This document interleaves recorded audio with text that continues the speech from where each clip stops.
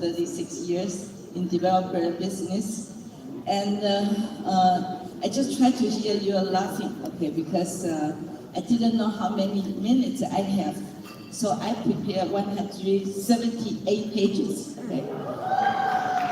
Okay, yeah, I heard you laugh, I like this. So when I met the moderator and she said, can you finish within 10 minutes? I said, okay, I will try. Okay, just one slide by slide. I just don't go through the slide. And maybe 10 minutes, now 5 minutes. Okay, so I think told me I only have 5 minutes. Okay, so would you please just keep the slide on as a background, so I don't follow the slide, and because I think everybody's hungry. So just look at the pictures, okay? Because a lot of numbers, a lot of words, probably you cannot see it, but at least the green, the numbers, the pictures you can enjoy. So today I'm really honored, to share with you my 36 years experience. And so how I have involved with Taichung cities, build a sustainable and smart city. So I'm going to briefly talk about the core value of my company, and especially how we pay respect to the people, the environment, and as well as the aesthetic. Then I will also share with you the livable city initiative in Taichung. Finally, I will use two of my recent projects, GenD, okay, to share with you. Because I talked to Dr. Yi, I say, probably this is what we call sharing the best practice. Because for the 36 years, I'm really very proud. After 5 years, I start my company. I don't need to do any advertisement. I built up the brand because through the loving and the sharing and sharing my expertise or my experience to all the other developers. So build up the brand. So the branding is marketing. The branding power is marketing power. So that's what I always say. And then loving.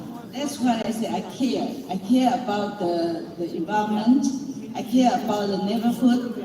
I care about the customer. I care about the workers, especially the workers. We know without the workers, we cannot finish our construction in the right way, okay? So all the pictures will show you. Can you continue just one by one? One page, 1 second. Okay, so I can finish within 5 minutes. Okay, just keep going quickly. Okay, and also because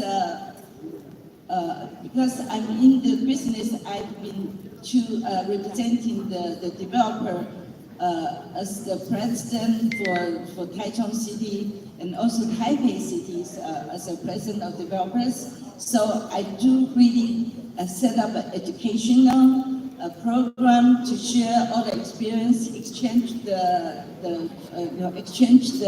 way how we improve our construction site. Okay, so I think that is, I don't know. Okay, we even care about the workers. Can I stand there so I can look at the camera? Okay.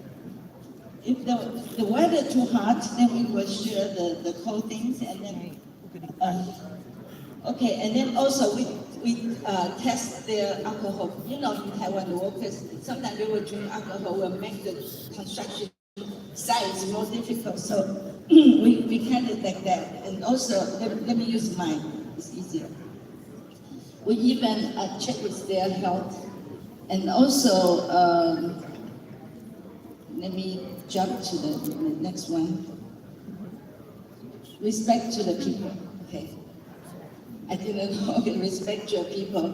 First of all, we respect our neighborhood, because before we started to dig the ground, and then we visit our neighbor, and then we also give the opening to share what we're going to do for our project to our customer.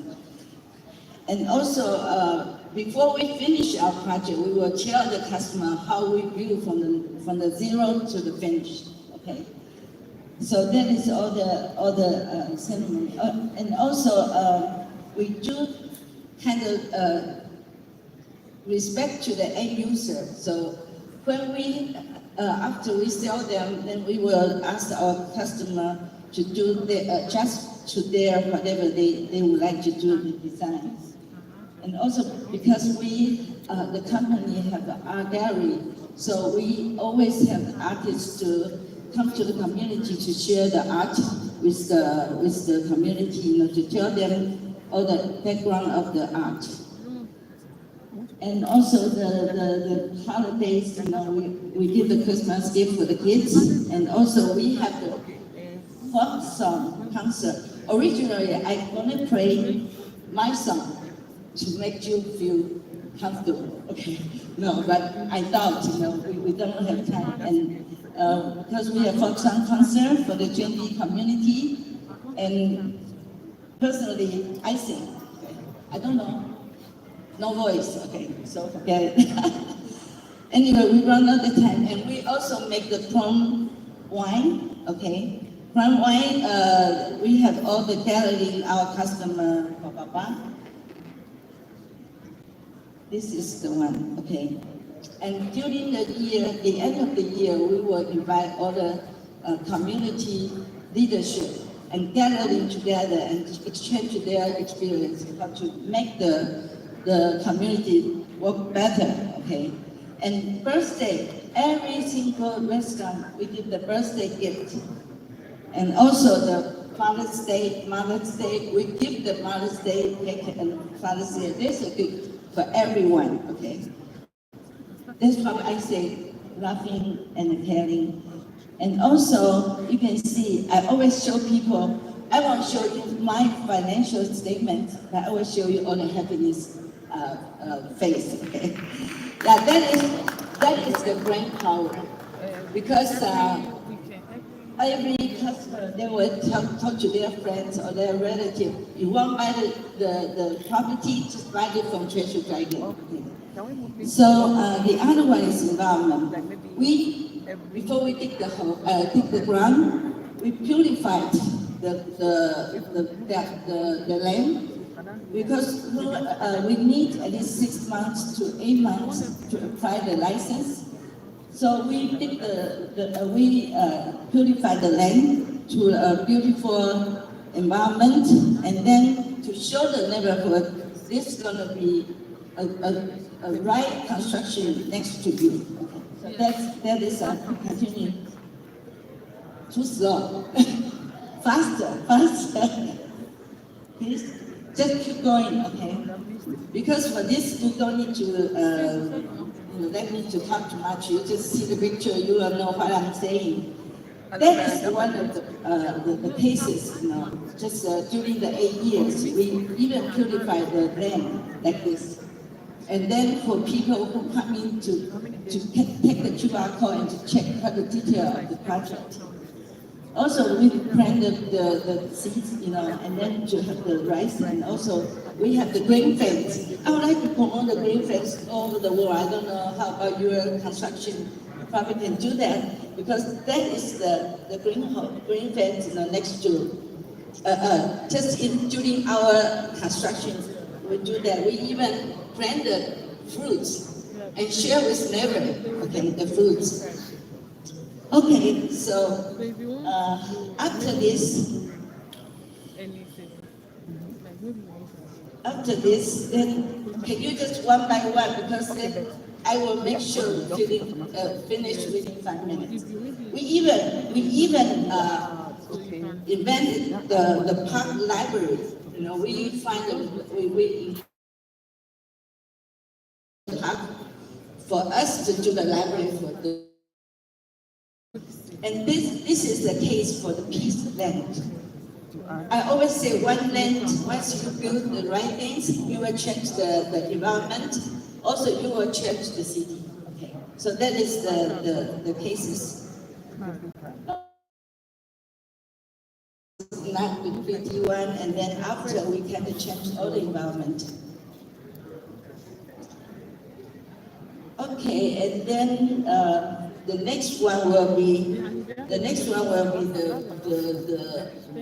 architecture aesthetic.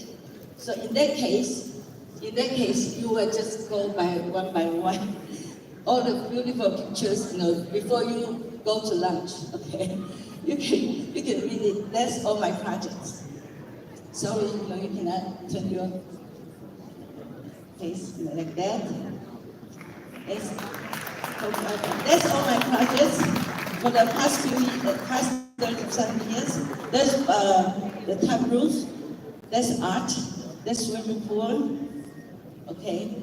I like the shade, the sunshade. Okay, and all the art. Keep going. 5 minutes already. That's fun. But anyway, for this kind of aesthetic architecture, because right now I'm the vice president of FIAPCI, and next year, if after Vienna, I will organize the train mission in Taiwan, Taichung. I always welcome you to come over to Taichung to check by yourself. Okay, and that is all the one thing I would like to talk about it is that because the main reason to promote today, I have the reason to promote the Taichung concept. 1 minute, please. Thank you. Sure. Promote the livable architecture, and incidentally, livable city is to reduce urban heat island effects by increasing airflow.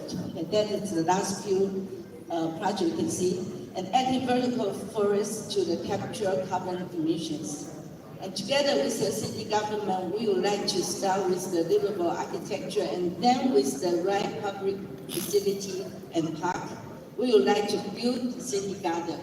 So after we promoted only 5 years, we already have altogether have 222 projects, buildings in Taichung applications, and also already 52 so far up to now finished. So I really welcome you. Can you put to the last page, and you can take the QR code and then to check all the details. Grandpa, this one. Okay. Thank you so much. Thank you. Thank you, QR code. So sorry. This is 36 years journey, and a couple of things stood out to me. I saw a lot of color, I saw hearts, I saw community, and I saw environment. So I'm going to be asking Lily a quick question. Yes. And I think you love this question because it's centered around people. You want to ask now? Yes. No, I'm going to ask now. So the World Economic Forum has recently reported about 1.6 billion global housing deficit, and projected that this number will double over the next 5 years, by 2030.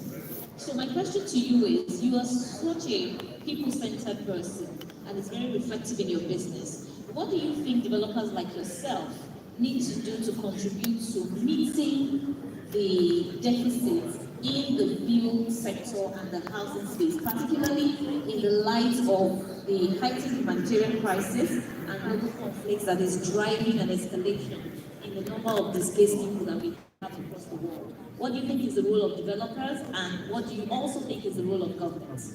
Yes, I think as a developer, I have the duty to facing, we always care about ESG, and also the zero carbon, and also reduce the cost. So actually, in the past few years, we really work very closely with the government and to work on how can we change the method of the construction way, to reduce the carbon and also reduce the labor. Because the labor is lacking in Taiwan, and so we changed. We call it the industrial improve from 2 to 3 to 4. So like automation is the one we will bring in. Okay, automation, and also for the modulate, and we use modular way to modulate instead of heavy workmanship, and also, of course, we use the local material to reduce the food traffic. So and a lot of things, we don't waste the water, we don't waste the electricity. And then as a developer, as a constructor, I think we have a lot to work on, to help the environment to better and, to facing the good ESG contributions. Absolutely. Yes. I would now let one of the other panelists, Mr. Michael Ali, take his presentation. Please, you have 5 minutes. Just 5 minutes. I was very gracious to the lady. I may not be so gracious to you if you go beyond the 5 minutes. Thank you. Thank you very much. Thank you, FIAPCI. It's a pleasure to be here. Can we have the presentation on the screen? I'll be speaking primarily today about architecture and real estate and how we support each other. Because we know that architecture and real estate is like love and marriage. You shouldn't have one, or you can't have one without the other. We exist for each other. So what I'll be telling you today is, next slide please, how we believe, the next one, how good architecture supports profitable real estate. And I work for a company called the Building Practice Limited. We are primarily architects, green building experts, fire consultants, and project managers. And we've worked with so many consult and developers and real estate practitioners within the country, and have delivered quite a number of projects. And we have a slogan in our firm where we say there is no substitute for good architecture.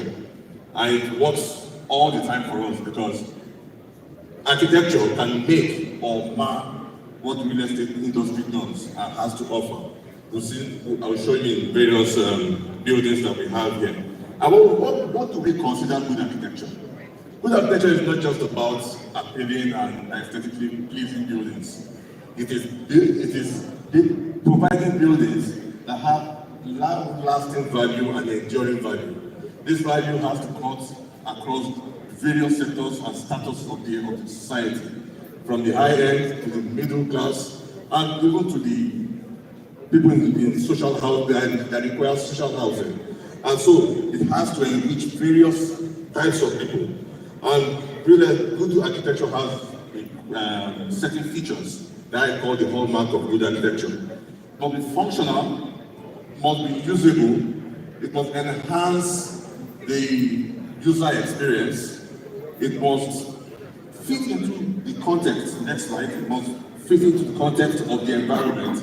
Now we keep talking about how our buildings are the greatest contributors to the greenhouse gases and carbon emissions. How do we ensure that our architecture solves the problem of greenhouse gas emissions?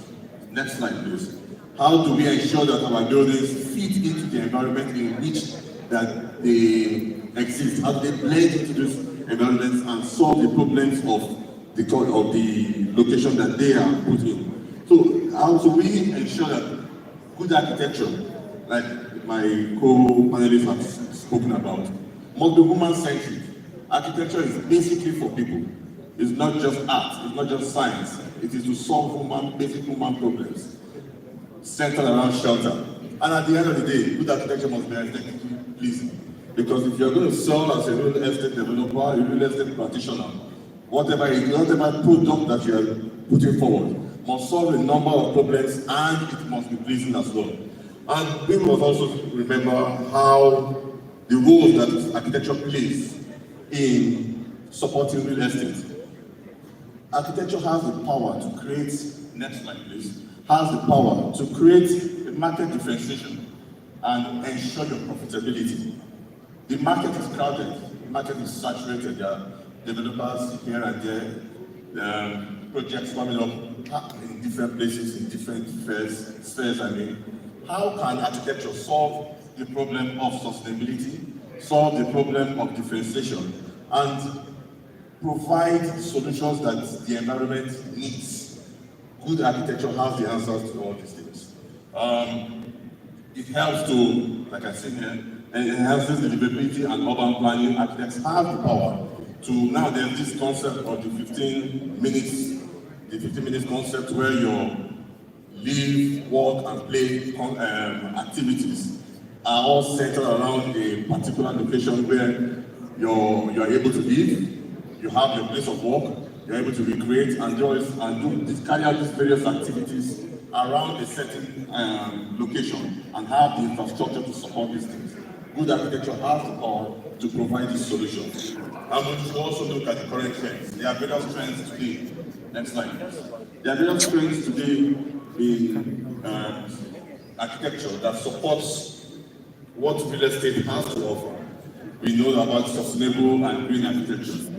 What we do at our firm is that we try as much as possible that every project that comes into the building practice has the potential of being certified as a green building. Whether it is going for certification or not, we design our buildings to have every sustainable feature that is available to us, either in smart metering for water and power, in the use of renewable sources like solar, providing a lot of natural lighting, just to ensure that our buildings can be operated at reduced costs and ensure that the user experience is enhanced. We try as much as possible to encourage biophilic designs. I saw a lot of biophilia in the presentation from the previous two panelists, and we try as much as possible to vegetate our buildings. Then we also support adaptive reuse and renovations. That helps to even solve part of the housing issues and problems that we have. If you have old buildings, instead of demolition and trying to reconstruct, if you can reuse and renovate, we have a lot of old buildings around. A typical example is the old National Federal Secretariat. It can serve as a building that can be reused, renovated, and provide housing for low-income earners. And yes, like I said, good architecture is for everyone, whether it's for the high-end developers, for the middle-class developers, or even for social housing. So far, it prioritizes environmental responsibility, blends architecture with lifestyle, drives urban and community development. Good architecture is for everyone. We should not say because we are providing social housing, we just design and provide design and construct buildings that are not livable. Everybody should live in a place that ensures dignity. And we continue to advise as professionals that real estate developers and practitioners hire and make use and work with designers that can provide good architecture. Architects, engineers, and everybody in the building industry. We expect that developers hire and work with designers that go beyond just aesthetics and ensure that the problems of the environment are taken into consideration and provide long-lasting value for the developers and the users alike. And in conclusion, architecture doesn't just support the real estate industry, it drives evolution. We see that there's a constant change and constant demand in user expectations and what users want every year on year. What the architecture does is to continue to support this growth and continue to, whether it's in the luxury segment or in the broader market, it shapes how communities move, how they adapt, and how they're able to thrive. And we know that technology and sustainability continues to evolve. Architecture can continue to promote and support what the real estate industry has to offer. And if you did not remember anything I said today, I want you to remember that there is no substitute for good architecture. Thank you. Thank you so much, Mr. Michael Ali, and thank you for keeping to time. So I'm going to ask a question just touching on, the subject of sustainability, right? There's a general misconception that sustainable building practices have significant cost impact to the overall, outlay of the construction cost. I would like you to demystify that and also speak to how we can ensure that building infrastructure not only, focuses on aesthetics but also deals with building lasting impacts. Building architect or rather coming up with building practices that will contribute to global climate goals and innovative approaches that will also ensure that the building stock that we have are more sustainable and more resilient. We're talking about building for the future. How do we ensure that these practices are not just, sound bites or things that we do to make the buildings aesthetically pleasing, but that they actually are contributing to resilience and to sustainability in the real term? Okay. Thanks. To demystify the myth that sustainable buildings or sustainable practices are more expensive to implement than the conventional building practices. There may be some truth there, because certain measures may demand that you spend a little more at the beginning of at the construction stage or implementation stage. However, what you need to also look at is the payback period for this expense that is incurred upfront. The payback period for incorporating green building measures is actually short in comparison to the lifespan of the building. If you spend a little, it's like spending the first $100 to make $1,000 in the future. You incorporate these measures and your operational cost for your building drastically reduces. Yes, it drastically reduces. Because over the lifespan of the building, you are going to have to run that building, you are going to have to maintain that building, people are going to use them. How the measures will be put in place upfront ensure that the operational cost is greatly minimized. And so, if you look at it in that regard, you can actually say that building green is actually cheaper than building conventionally. Yes, in the long run. So much. So I would allow Mr. Saleh Tabat to take his presentation now. Thank you very much. My presentation has loaded, not yet, so probably let me give you the last one. Okay, very well then. Mr. Ayola Riwaju Joseph, 5 minutes, please. Thank you. Good afternoon, everyone. My name is Ayola Riwaju. Can I have my slides?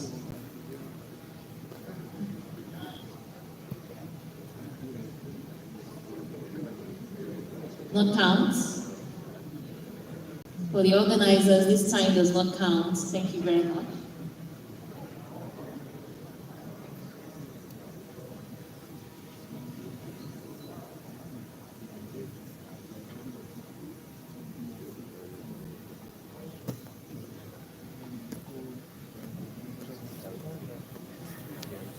Please have Mr. Joseph's presentation on the screen. Thank you.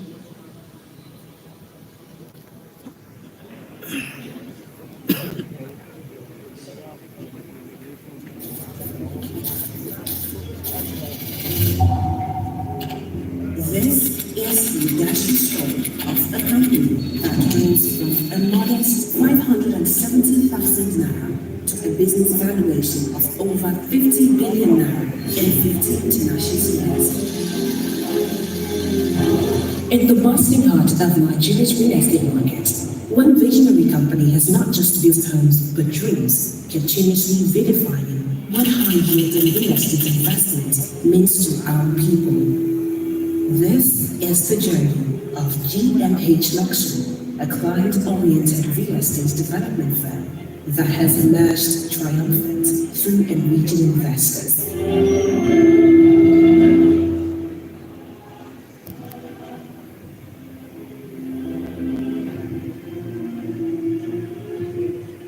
Known for our commitment to quality, Geostruct quickly built a reputation for delivering reliable and sturdy foundations for multi-billion-dollar projects across Nigeria. Although they didn't have to be there, but everyone knew they could trust them for foundational work that stood the test of time. In 2015, with a capital of 370 million naira, a proceed of hard-earned savings from a very successful project undertaken by Geostruct Consulting Limited, the MD of GMH Luxury, Ayo Olariwaju, embarked on a new chapter of his career. First time the idea of development comes into my head, I was actually sitting on a wheelbarrow on site without any savings. And I could start, and I started out for everything by 2014, I'm going to start a development company. Partnering with a fellow engineer and friend, they set their sights on a groundbreaking project that changed the landscape of Bagada. I'm glad I met you. I'm glad that friendship Within the confines of a rented apartment's garage, the blueprint for GMH's flagship project, the God-Made Connect Court 1, began to take shape. GMH Luxury's first major project, God-Made Connect Court 1, reshaped the skyline of Bagada.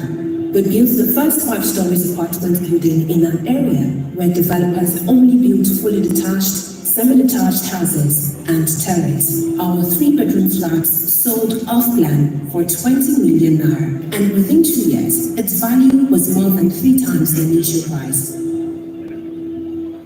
After the successful completion of GMH's flagship project, Ayo Olariwaju faced a significant challenge that tested his core beliefs and integrity. He had to cancel 2 projects back-to-back, resulting in the loss of over 1 billion naira. Project in Magodo, 11 units of terraces, we've had to cancel as a result of environmental factors beyond our control. If you know Magodo for still very well, there is Magodo for still and there is Magodo blocks. The difference between these two estates is a canal passing through, cutting Magodo for still from Magodo blocks. And all of a sudden, the canal was covered and our project was at the receiving end. Instead of us to create an estate that is perennially flooded, because it's a different time bomb, so we have to demolish the unit, even at first stage of finishing. And the process will lost over 270 million. As if that was not enough, our government connected 2 projects are experiencing fresh assessment, and we have to do what they call mapping, because we are not satisfied with what we have delivered. In recent time, we have to cancel the project and ensure that all the stakeholders are adequately taken care of, because we have resolved that no one will put their money in GMH and lose their money. This Brazilian delivery of stunning luxurious apartment buildings across the high-brow areas of Lagos solidifying GMH Luxury's reputation. Building on our initial success, GMH Luxury launched the Elizabeth Grace Court 1, EGC1, Elizabeth Grace Court 2, EGC2, and God-Made Connect Court 3, GCC3. We are able to build the biggest flats in Lekki. There is no way you can pass through where those projects are located that you are going to be stopped, that they are going to be lost in the crowd. They are people that stand tall and stand out in their respective locations. Each project not only sold out quickly, but also significantly appreciated in value within a short time frame. EGC2 initially priced at 650 million naira, at secondary market sold at 1.2 billion naira. The top construction and high demand of this project paved the way for the Esplanade 6 located in Osborne 2, Ikoyi.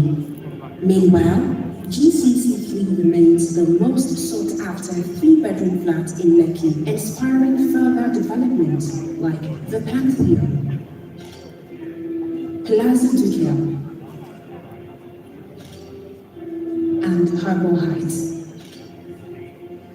Today, GMH Luxury stands as a beacon of success with a business valuation of over 50 million naira, valued to be 120 million naira by 2030. Our journey from a small startup to a real estate powerhouse is a testament to our vision and dedication. To the very value of fame to the mountain top of sources, that is the trajectory story of GMH. Okay, thank you so much. You can hold the presentation there, let me quickly speak to you. So, thank you so much, FIAPCI. Thank you, the global president and current and the Nigeria president of FIAPCI. I'll start by saying that it takes determination to climb the ladder of commitment. And as you can see from the short video presentation, the trajectory story of GMH. And what I will say is this, as far as real estate is concerned in Nigeria, between 2015 and 2025, Nigeria real estate has grew in leap and bound. Doing barely less than $50 billion in 2015, today real estate investment in Nigeria is projected to do $2.65 trillion, despite the fact that since 2014, Nigerian GDP has shrinked from $572 billion to about slightly over $300 billion in 2023. Real estate in Nigeria has been thriving, and that is projected to grow to by 2029 to over $3 trillion. Nigeria having over 17 million in population in diaspora. No wonder the FX, their remittance is helping to solve the FX liquidity. Nigeria is the next big thing as far as real estate investment is concerned. And this is being driven currently by the fact that demand is currently outstripping supply. No wonder our housing deficit figure today is put at over 20 million. So I will stop here for now. Thank you. Thank you very much, Mr. Joseph. Just by following the trajectory of the story of your business, I would like to ask you a question around risk management, particularly for people that are working in the real estate and construction space. So how do you think that technology adoption in this sector can help developers such as yourself to take a long view or a long position on projects to be able to determine and de-risk projects from the onset? So for instance, we spoke about some of your projects that you had to abandon and then move on to other things because of environmental factors. How can technology and innovation that is becoming more advanced today, how could that have helped with such a situation like what you were speaking about? Was it something that could have been foreseen and managed if we had advanced technology and innovation at that time? How do you think that we can begin to advance conversations around technology and innovation to support the work that developers are doing, particularly from a risk management perspective? Thank you so much. I'll put that on 3 points. The first one is time management. Technology as we know it today has changed a whole lot. And the Internet of Things and AI, artificial intelligence, is really helping in that direction. Imagine having been able to turn out over 2,000 housing units in a very short space of 270 days. The impact of that on the cost of funding. In Nigeria today, the minimum cost of fund in the market is about 35%.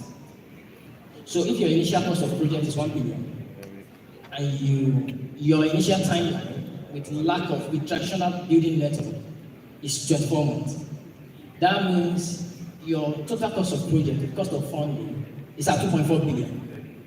Imagine you could do that in 6 months with the adoption of modern technology, like the 3D housing printing, like the modular building. The only time we've tried to imbibe in this technology is when Ecostone was adopted in Badagry, the panel building, and the Rainbow Town in Port Harcourt. You can see the turnout. So it's not only reducing, technology is not only reducing your cost as a result of timeline, but also improving the quality of delivery. Because when you compare modular panel housing or 3D printing housing to our traditional method of building, pardon me for people that are not Nigerians here, hardly would you go to any Nigerian site where traditional method of building is adopted that you are able to see a straight line. Everything is crooked. So that is one. The second is in the energy efficiency. Technology as we know it today has been able to help us in ensuring that the cost of energy, because in the real estate sector actually happens to be the most used, the highest consumption of energy and the emission of greenhouse gas. But with technology today, with the biogas, with the biogas captive energy, with instead of the traditional diesel engine of generating electricity. Because one of the ways of development as far as Nigeria is concerned is lackluster in power generation and transmission. And that is why today in Lagos State, the numbers of power that's being generated, the captive power generated is even more than the entire combined Nigerian transmission capacity. Because every estate developer has to generate its own captive power. So technology has enabled us to minimize the use of energy and creating structures that are very, very energy efficient. Then the third one is the fact that the input of professional penetration in the real estate sector. Why the real estate sector is yet to take off is the fact that the participation of core professionals in the big sector is very, very low. And that is why in recent time, you will discover that Lagos State demolished a building that has been standing for the past 15 years in Maryland. And you want to ask yourself why? It's as a result of the fact that they created a link bridge between Opebi and Ojota, and the marshland that was supposed to be the buffer for the canal is now allocated. Now they needed their canal setback. So, and you know, because of the low participation of professionals, a temporary utilization of canal channel is issued to the developer. The developer decided to put a permanent structure on it. But if you have a seasoned town planner on the project, that would not be allowed. Or the developer will know the full implication of the decision is about to take. So at GMH Luxury, what we do differently is to ensure that in every value chain of real estate development, there are professionals handling every of our day-to-day affairs, from the town planners to the quantity surveyors to the civil engineer to the architect. Thank you. That is what we do. Thank you very much. I hope we're doing well for time. I'm going to take the last presentation from my panelists, Mr. Saleh Taba. 5 minutes, please. Yes. Yeah.